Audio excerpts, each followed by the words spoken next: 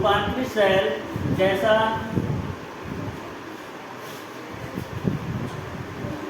कि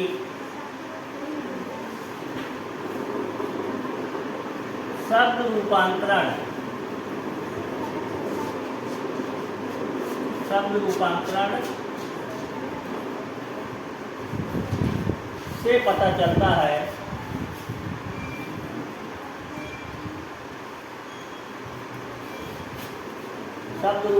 से पता चलता है कि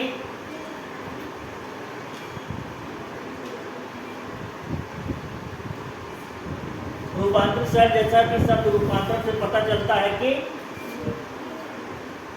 ये चट्टानें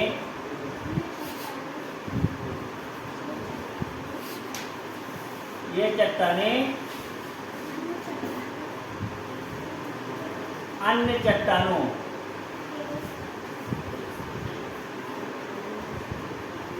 चट्टानों के रूप परिवर्तन के फलस्वरूप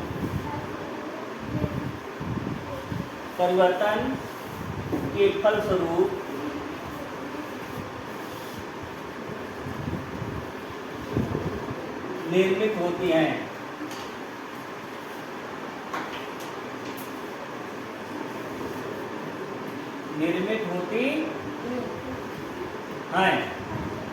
परतदार सेल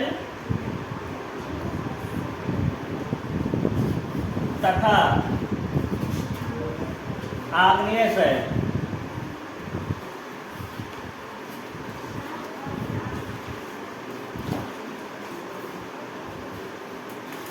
सेल में दाब और ताप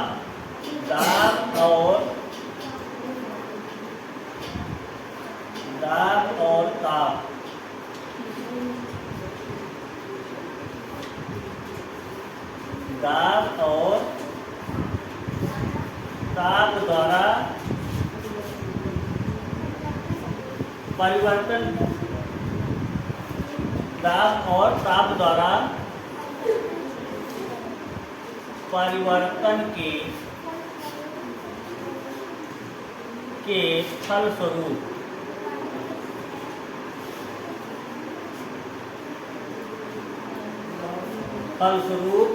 रूपांतरित सेल का निर्माण होता है। रूपांतरित सेल का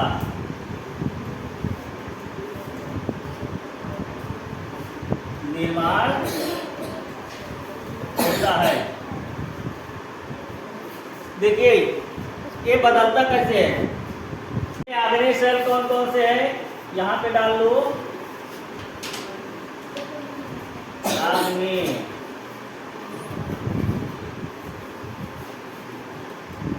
सेल, ये आग्नेय सेल रेडी हो गई, ठीक है।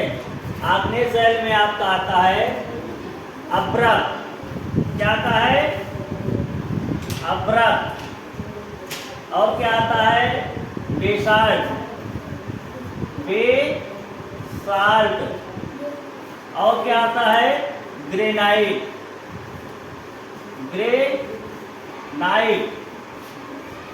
ये जो है इसमें से अभ्रक, बेसाल्ट, ग्रेनाइट, ये तीनों क्या है आपके? आग्नेय सेल हैं, ठीक, आग्नेय सेल। उसके बाद अगला डालो, क्या है? परतदार सेल। क्या है? परतदार सेल। हेडिंग डालो, आगे इसकी लिखो। इसमें परतदार सेल कौन कौन से हैं? चूने का पत्थर। क्या है? चूने का पत्थर। चूने का पत्थर, चूने का पत्थर हो गया।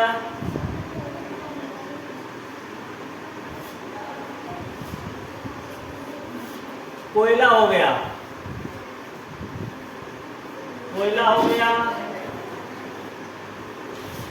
बालू। ये क्या है? परतदार शैल। ये परतदार शैल के उदाहरण है। ठीक है, अब अगला लिखो,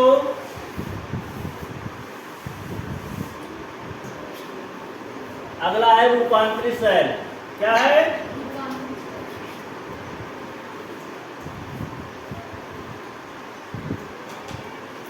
रूपांतरित शैल।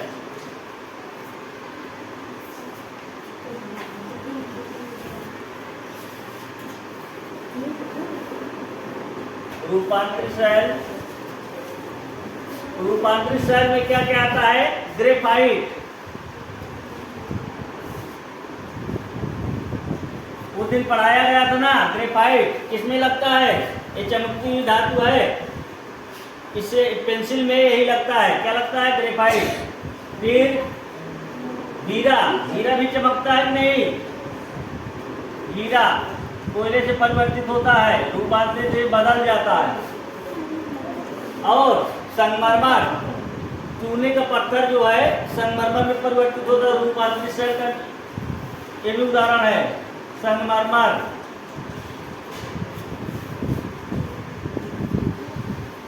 संगमरमर हो गया।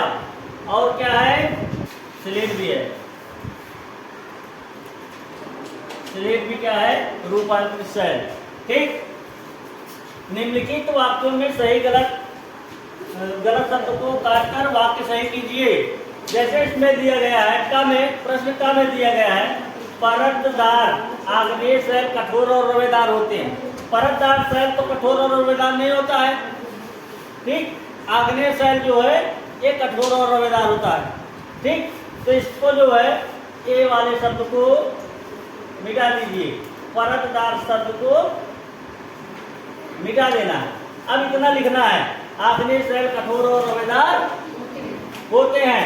फिर उसके बाद आइए खा पे। खा है परतदार शैलों की उत्पत्ति में आंतरिक दाब नदियों का बड़ा हाथ है। परतदार शैलों की उत्पत्ति में आंतरिक दाब का कोई बड़ा हाथ नहीं है, कोई हाथ नहीं है। परतदार शैल में जैसा कि बताया गया है कि जब बारिश होती है तो अपने साथ मिट्टी, कंकड़, पेड़ों की पत्तियां आदि को बहा ले जाती है। जब बारिश रुक जाती है तो जहाँ पर वो पानी रुकता है, एकत्रित होता है, वहीं पर मिट्टी, कंकड़ ये सब एकत्रित हो जाते हैं। तो करते जो है जमती चली जाती है, उसी को परतदार शैल कहते हैं। तो परतदार शैलों की उत्पत्ति में आंतरिक दाब का कोई हाथ नहीं है, नदियों का बड़ा हाथ है। ठीक, तो इसको क्या करोगे आप लोग? आंतरिक दाब को मिटा देना है। ठीक, यहाँ से लिख लेना इसको और सटा के लिख लेना। ठीक है, यहाँ जो गैप खाली है इतना गैप अपनी कॉपी में मत देना, इसको सटा के लिखना। फिर देखिए प्रश्न का है, रूप तथा गुणों के परिवर्तन से बनी शैल को आग्नेय शैल या रूपांतरित शैल कहते हैं। तो रूप और गुणों के परिवर्तन से जब शैल बनती है तो उसको आग्नेय शैल नहीं कहेंगे। ठीक है, बल्कि आग्नेय शैल और परतदार शैल, आग्नेय शैल और परतदार शैल के में दाब और ताप के कारण जो है रूपांतरित शैल का निर्माण होता है। तो इसमें जो है रूप तथा गुणों के परिवर्तन से बनी शैल को आग्नेय शैल, आग्नेय नहीं लिखना है, इसको क्या करना है? मिटा देना है। अब पूरा क्या बनेगा? रूप तथा गुणों के परिवर्तन से बनी शैल को रूपांतरित शैल कहते हैं। इतना लिखना है तुमको। फिर आगे देखिए, घा, चूने के पत्थर से संगमरमर कोयला बनता है। चूने के पत्थर से संगमरमर कोयला बनता है। चूने के पत्थर से कोयला नहीं बनेगा। ठीक है, चूने के पत्थर से संगमरमर बनता है। जब जो है आग्नेय शैल या अवसादी शैल, आग्नेय अवसादी शैल में दाब और ताप के कारण परिवर्तन होगा, तब किसका निर्माण होगा? संगमरमर का। तो ये चूने के पत्थर से संगमरमर बनता है, कोयला नहीं बनता है। कोयले को क्या करोगे? मिटा दोगे। ठीक, गा वाला देखिए, हिमालय पर्वत आग्नेय आबलिक परतदार शैल का उदाहरण है। हिमालय पर्वत आग्नेय शैल का उदाहरण नहीं है। पीछे मैं पढ़ा चुका हूँ कि जहाँ पर आज हिमालय पर्वत है वहाँ कभी एक नदी बहा करती थी, और वो नदी जो है अपने साथ मलबे मिट्टी के सबको इकट्ठा करके धीरे धीरे जो है हर साल दर परत जो है बढ़ाती चली गई, और अंत में हिमालय पर्वत जैसा एक आकार बना, और आज वो हिमालय पर्वत के नाम से जाना जाता है। तो हिमालय पर्वत में आग्नेय नहीं रहेगा, क्या करोगे? आग्नेय को मिटा देना है, परतदार शैल का उदाहरण है। ठीक, इसको आप लोग लिख लीजिए।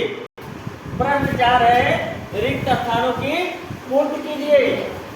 तीसरे को कहा है पृथ्वी की ऊपरी परत को डैश डैश कहते हैं। डैश डैश जो है इसको जो है भरना है, इसमें क्या कहते हैं? इसको जो है भूपर्पटी भी कहते हैं, और चाहे तो सियाल भी लिख सकते हो। ठीक, भूपर्पटी लिखो चाहे सियाल लिखो। ठीक, अब खा वाला देखो, पृथ्वी की सबसे निचली परत को, ठीक, पृथ्वी की सबसे निचली परत को क्या कहते हैं? पुरोड भी कहते हैं, सबसे भी कहते हैं, पुरोड भी कहते हैं और निफे भी कहते हैं। चाहे निफे लिखो चाहे पुरोड लिखो, निफे लिख लो। ठीक, अब है ग वाला, चूना पत्थर रूपांतरण के फलस्वरूप बनता है, डैश डैश बनता है। क्या बनता है चूने के पत्थर से?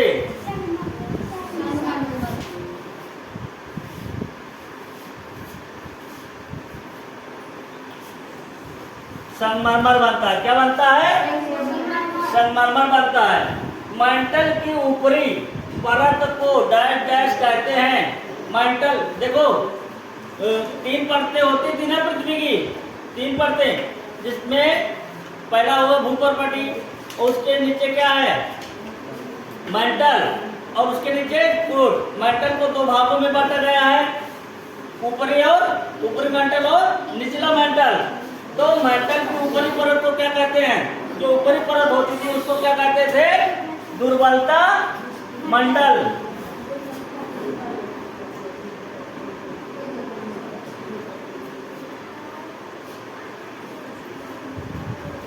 दुर्बलता मंडल इसमें लिखा जाएगा।